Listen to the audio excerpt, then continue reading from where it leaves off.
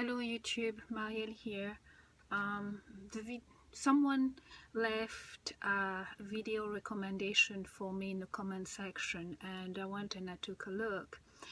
And you know who you are, and so I would like to say thank you. And the title of that video is Married to a Narcissist, What's Up with My Children? This YouTuber channel is called Surviving to Thriving. Now, the issue that YouTuber talks about helped me to feel a whole in my understanding about my own children's behavior, and yeah, their behavior through the years. So because it's still ongoing. And she explained how living in a narcissistic environment, how it can actually affect the children. And she also gives advice in how to counteract certain behavior. She separated from a narcissistic husband, but what she was faced with was her children demonstrating narcissistic traits through active role playing, and they would take turn in playing in angel and baddie, or angel and narcissist, if you want. I completely identified with what she said, because that was exactly what went on in my own household. Every time my wolf would leave us and go back to his job, every time he went away, the children, except at the time, I didn't know the meaning of their behavior. And until actually I saw this channel, this lady, it never occurred to me that what I was witnessing and wondering about was about them role playing and doing this almost kind of good cop bad cop kind of scenario to recreate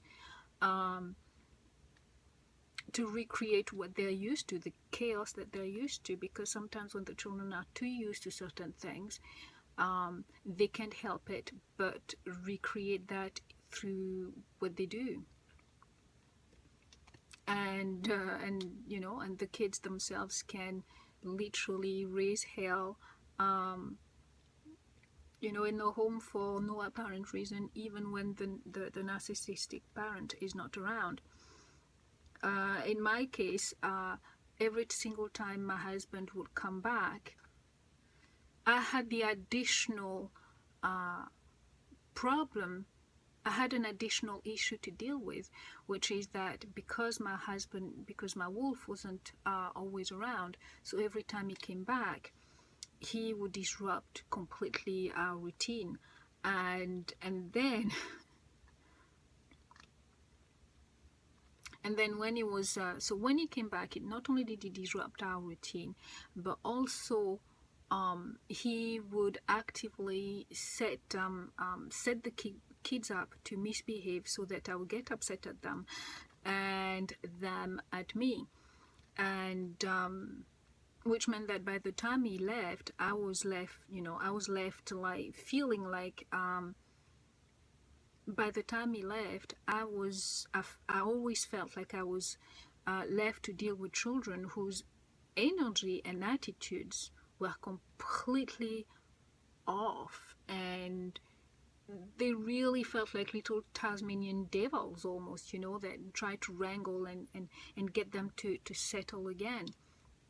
And this process of settling them back in, it usually took me more than 2 weeks, to reestablish not only the routines, but to reestablish peace and harmony, kind of shift that bad energy and reestablish everything. And that was exhausting within itself. And then, like, within barely a month of me managing to settle everybody down and everything down and back to normal, my wolf will be back and doing again the whole thing all over again, and which really gave me very little to no rest when I'm looking back at that situation. Here is another situation I went through raising my children with my narcissistic husband, full of red flags that I dismissed because he never hit the children. He never raised his voice at any of us, and also I was very much familiar with the idea of transient families dealing with similar issues. Families like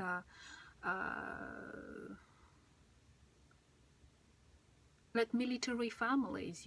I knew, for instance, that people who had such a lifestyle where one of the parents is always coming and going and coming and going, they will deal with with disciplinary issues. They will deal with something very, very similar. So for me, I wasn't alarmed.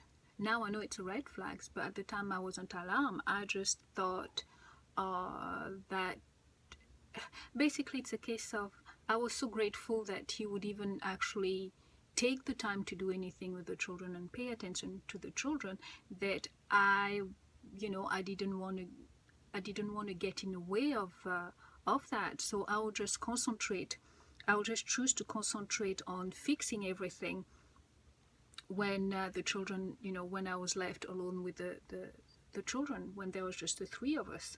And I would just, like I said, just concentrate and fix everything, settle them, get the routine back and everything, and just let it fly, because it was much more important to me that the children got the little attention that they needed from their father. And you have to understand as well that it never occurred to me that all of this was done on purpose. So even in those families that I know or I've watched on TV through documentaries and stuff, who have had to deal with one partner coming and going, and them complaining about the stress it puts on the family. I mean, even them, sometimes it'll be so bad that they either divorce or contemplate divorce. So those are quote unquote normal people going through that and having a difficult time dealing with that. So can you imagine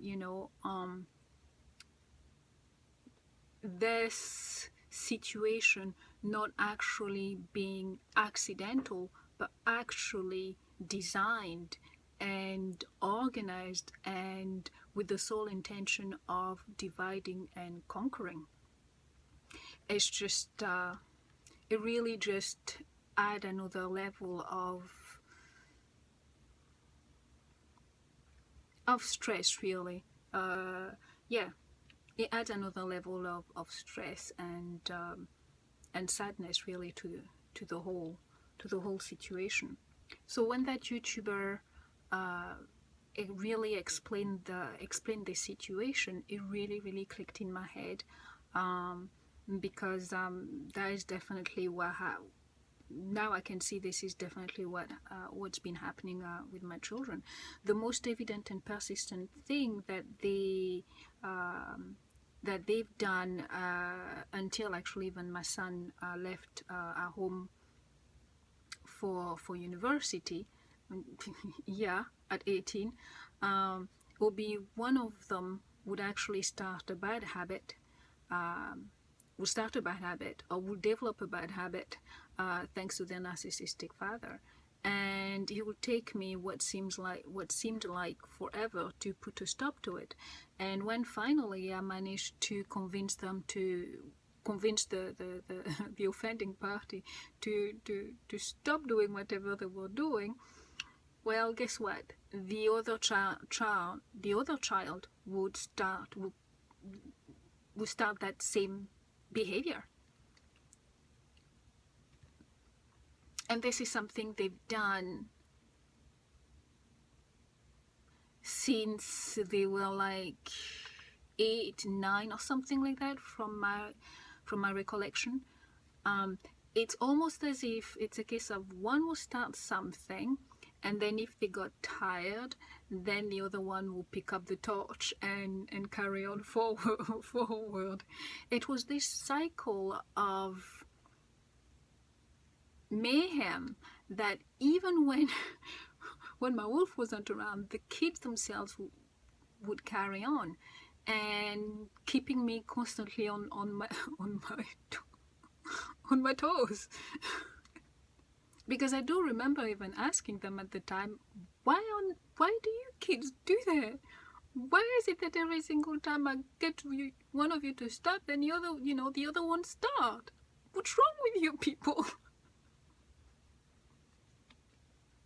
Now this YouTuber, Surviving to Thriving, she does make a very good point into reminding us that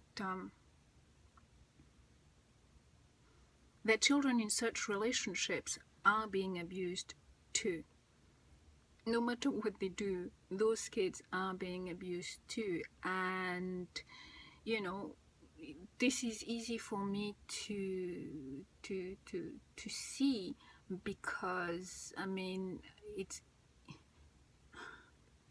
just like I had no idea I was being in an abusive relationship. I was being abused because he has never physically hurt me, and because I did other things to compensate for things my wolf would do, and possibly maybe to hide the truth from myself. I don't know. I can easily see how it's the same thing for the children. I mean, if it is difficult for us adults to identify certain behaviors as premeditated, I mean, the kids stand barely any chances, and especially like for my children, their father has never raised their voice against them. He's never hit them. He's never done anything aggressive towards them, at least that I know of.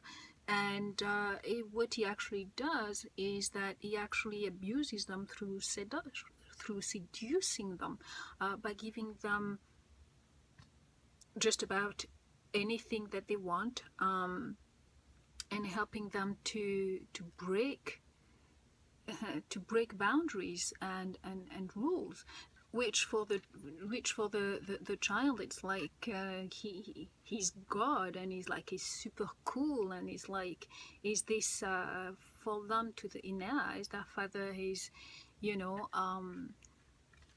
something completely, he's a cool guy. I mean, here for instance, I'm going to show you a card that my daughter has actually bought for her father for his birthday, and this makes me kind of cringe, really, especially under the I'm going to tell you one of the things that he's actually doing at the moment. This is what she bought him. I don't know whether you can see it properly, and it says great man, cool dad. This is what she believes. I mean, this is sad. This is sad simply because since my wolf has been back, he has been supplying his own daughter with beer. She's barely 7, she's turned 17 not just a few months ago. He's supplying her with beers. So every night she, not only does she sneaks out of the house every night, and he encourages her by slyly putting forgetting to every now and then to forget. He leaves his wallet out so she can take money out of his wallet, and now he has moved on to buying her beer, and in such a way that I can't prove that, even though I know and it's very clear, but I cannot prove that he's not buying the beer for himself, because at the end of the day, he is a heavy drinker. He's one of those people who drinks and hold his beer, and no, he doesn't get aggressive, no, he doesn't get crazy, but the man drinks, and I have no way of proving that he's not buying it for himself. And even just within that, this is a tactic, a pattern that is always has been sustained with the kids.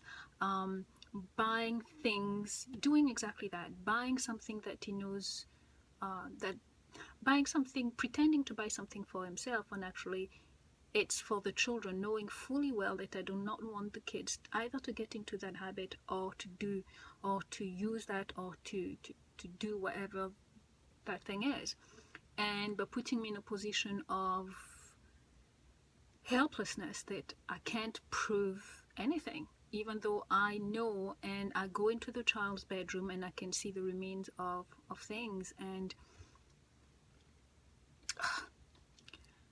so, and here is my daughter, she thinks that her father helping her to get drunk, to foster in her a drinking habit, that makes him a cool dad.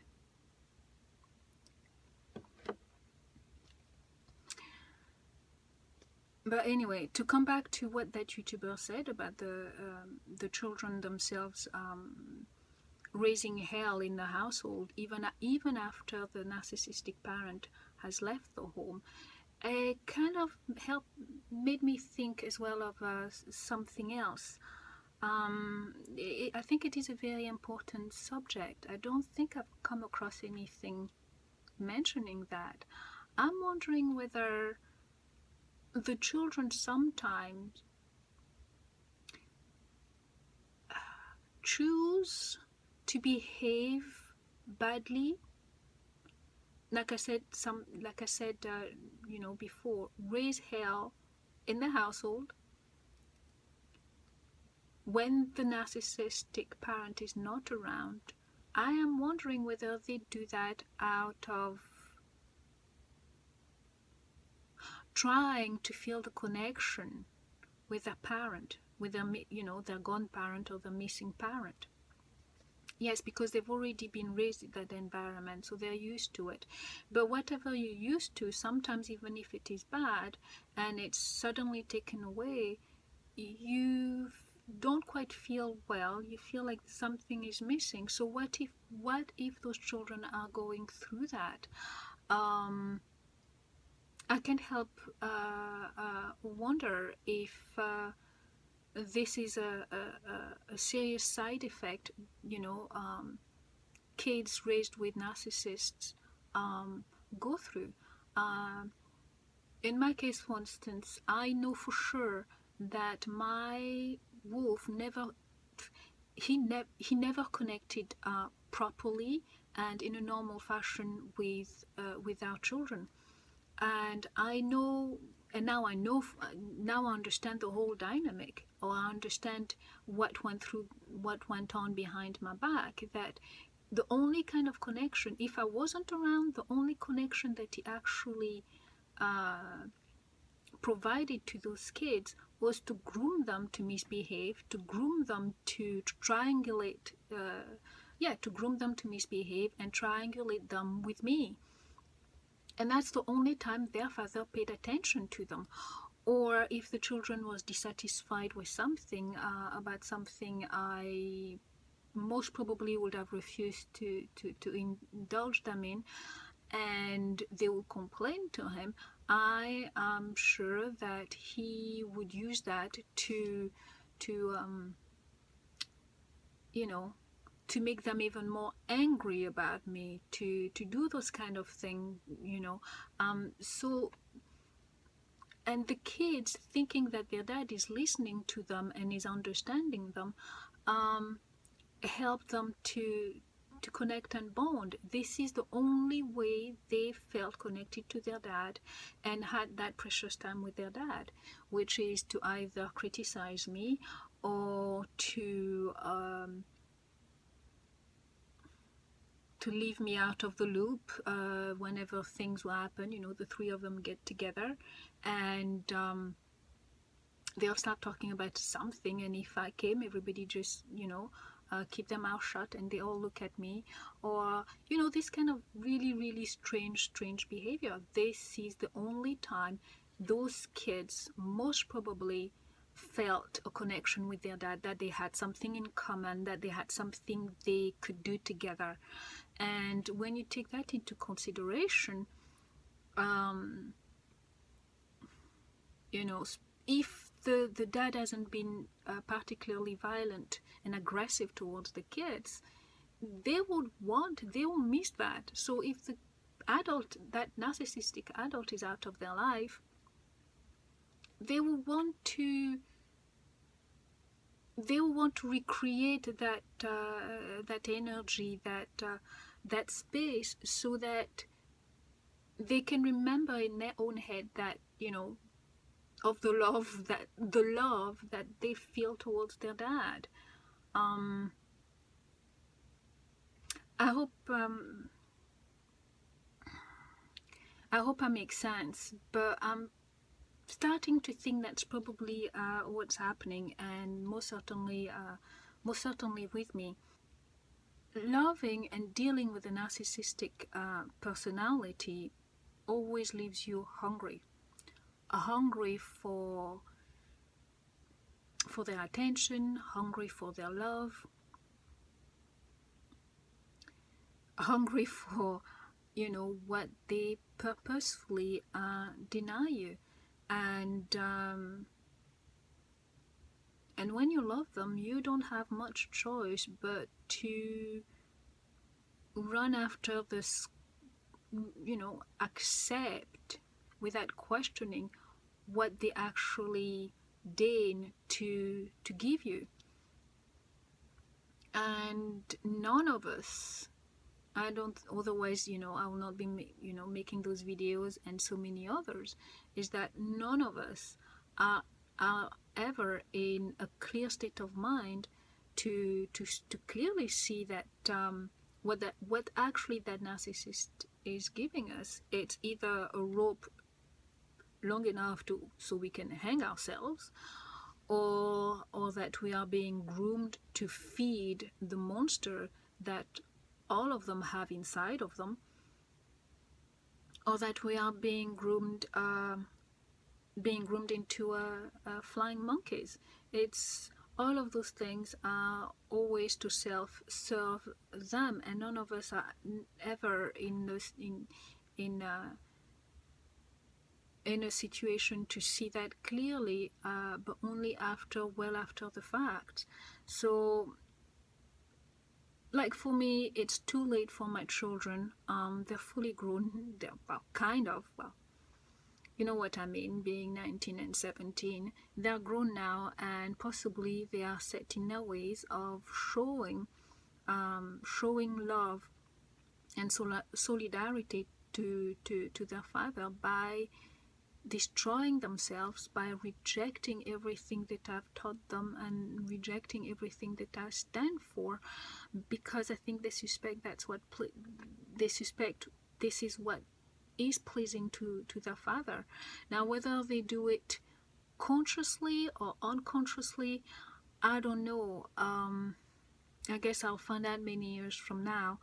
And all I can do is urge anyone with young kids, you know, coming through seeing my videos and videos like this, to not dismiss anything, to really take it very seriously and seek help immediately. Don't delay, you know, avoid thinking it's your fault, avoid thinking that you can cope and deal with this, because there is a lady on Facebook who I saw her video basically talks about, she describes everything that I went through, everything from the beginning, you know, how you try to stop them from doing one thing, you try to tell them you confront the narcissistic and the child to please to stop something, to not do it because you know it's not good for the child and everything. And then the narcissist goes right ahead and does it again, and put the kids in that situation. So it's been exactly the same as me. And this woman obviously knows, whereas I didn't know I was dealing with a narcissist, but obviously this woman knows that she's dealing with a narcissist, but she still dismisses it. She just does not see the danger. And she goes on to say that she's actually thinking about leaving her job so that she'll stay at home and to monitor the situation and protect her daughter. She thinks she can control it. She thinks she can stop it. She thinks she has, it's obvious, she thinks she still has some kind of control over the situation. And even though she knows the guy is a narcissist, she thinks, she really thinks she can win. She has no idea. And I went and I left a long message, you know, for her, and I never got a reply. And I'm just so sad because, you know, I've been there and I've seen exactly all of those happening with my kids, and she has no idea she's being set up, and she has no idea that all of these arguments she's having with the narcissist, eventually she'll be having them head-on collision. She'll be on a head-on collision with her own daughter, hating her, being thinking that she's jealous, thinking she's a bad person, and all of those kind of things. So again, anyone coming through this video, do not dismiss it. Do not think you can deal with it. You have to seek help. You have to change completely the way you interact with the child. You have to find a very different way to show love and affection to your kids. Reasoning and rationalizing everything is just won't help, like at all. And if you're not lucky, you know, if you're unlucky like me and you're dealing with a covert one who seduces rather than terrify the kids, the chances are, I don't know. Just seek help, really.